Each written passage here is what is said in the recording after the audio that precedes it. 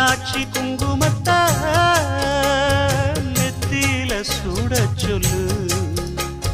சொன்னத நானும் கேட்கிறேன், சொர்ணமே அங்க போய் கூறிடு.